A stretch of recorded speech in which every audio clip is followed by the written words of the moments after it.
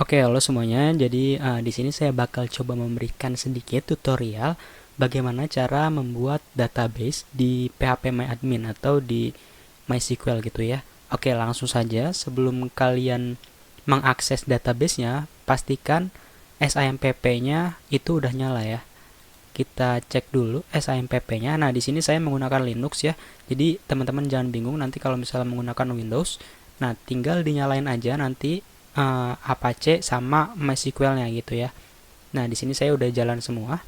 Nah, lalu langsung dibuka aja localhost bagian halaman dashboardnya nanti akan seperti ini. Terus langsung diklik phpMyAdmin yang ada di navbar ini. Nah, nanti muncul halaman seperti ini. Nah, di bagian kiri sini itu ada database-database yang udah pernah saya buat gitu ya. Nah, di sini kita mau membuat database baru. Nah, diklik new. Nah, terus di sini nama database-nya, misalnya di sini nama database-nya belajar ya, langsung di create aja.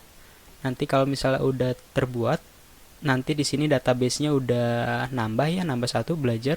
Terus kita buat tabel name-nya, misalnya di sini saya punya tabel peserta ya. Di create, terus masukin nama kolom yang kita inginkan. Nah, di sini misalnya kalau peserta itu ada nama, sama di sini saya ingin membuat contoh kasusnya ini akan merelasikan tabel peserta ini dengan tabel makanan favorit yang nanti kita akan buat gitu ya. Nah, jadi di sini saya bakal coba tambahin itu makanan ID ya. Nah, terus di sini kasih tipe datanya integer aja karena nanti ini tipe datanya akan integer. Ini kasih varchar, lengthnya 255 aja dikasihnya. Kemudian selanjutnya udah ya kayak gini aja. Terus diklik save yang ada di sini. Nah, nanti kalau misalnya tabelnya udah kebuat, bakal muncul di bagian sini. Nah, di sini ya udah muncul peserta. Nah, terus di sini saya mau buat lagi tabel baru. Diklik new aja di sini untuk membuat tabel baru. Masukin tabel name-nya misalnya tadi adalah makanan ya. Makanan aja. Nah, terus kolom pertama itu masukin ID. Tipe datanya adalah integer ya. int ini artinya integer. Length atau values-nya kasih 11 panjangnya. Defaultnya dia nggak boleh 0 ya.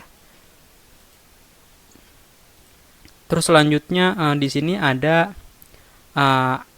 AI ya atau auto increment di checklist aja.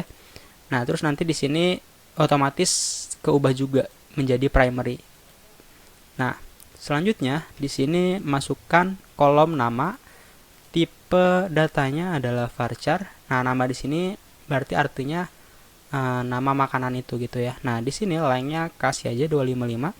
Diklik save. Nah, sekarang kita lihat hasilnya seperti apa. Nah, nanti hasilnya seperti ini. Kalau misalnya diklik bagian database-nya, nanti muncul tabel-tabel yang ada di dalam database belajar ini. Nah, kalau misalnya kita klik lagi tabel ya, nah nanti ada dua kolom yang udah kita buat tadi gitu ya. Ada ID sama nama di tabel makanan. Sama kalau misalnya di tabel peserta, ada kolom nama dan makanan ID gitu ya. Kalau misalnya kita lihat ke bagian database designer ya, nah untuk menuju ke bagian database designer, teman-teman klik bagian database-nya di sini belajar. Terus kalau misalnya di sini nggak ada option atau pilihan database designer, diklik aja more yang ada di sini. Terus bagian sini ada designer, diklik. Nah, nanti hasilnya akan seperti ini gitu ya. Nah, kalau misalnya secara logika, kan di tabel peserta itu ada makanan ID. Nah, makanan ID ini nantinya akan berelasi dengan tabel makanan gitu. Jadi, tabel peserta ini itu juga termasuk datanya yang ada di tabel makanan gitu. Jadi, nanti kita akan menampilkan data dari tabel makanan gitu. Oke, untuk menambahkan relasi ya, nanti teman-teman klik aja tabelnya yang mau direlasikan yaitu peserta. Terus di bagian structure, pilih yang di bagian structure ini atas. Terus di sini ada relation view, diklik aja. Nah, terus ini nama constraint-nya ya. Nah, jadi kita di sini ingin menambahkan foreign key gitu. Kalau misalnya teman-teman menggunakan sintaks SQL ya, kurang lebih seperti ini ya. Alter table, kita merubah table, nama tabelnya apa? Nah, kalau di sini contoh kasusnya adalah peserta. Nah, kita add constraint. Nah, ini add constraint, terus setelah add constraint ini itu namanya bebas ya, nama constraintnya. Misalnya di sini FK makanan ID gitu ya. Nah, kita tambahin foreign key. Yang akan dijadikan foreign key-nya itu yang mana? Yaitu adalah kolom makanan ID. Nah, yang ini ya, kolom makanan ID. Bereferensi dari mana? Reference nih kan ya, referensi dari tabel makanan. Dari kolom mana? Dari kolom ID. Gitu kurang lebih kalau misalnya menggunakan sintaks. Nah, tapi di sini saya bakal coba mencontohkan menggunakan GUI, menggunakan tampilan seperti ini. Nah, tambahkan nama constraint name-nya FK makanan ID aja ya. Nah, terus di sini kolomnya yang akan dijadikan foreign key adalah makanan ID. Database, pilih database yang saat ini belajar. Terus dari tabel mana? Nah, dari tabel makanan. Dia bereferensi dari tabel makanan dan dari kolom ID gitu ya. Nah, ini on delete-nya tambahin aja cascade dan on update-nya cascade. Kalau udah kayak gini langsung diklik save aja bagian sini. Nah, udah sukses ya. Kalau misalnya udah sukses seperti ini berarti artinya kita sudah berhasil menambahkan relasi di bagian database-nya.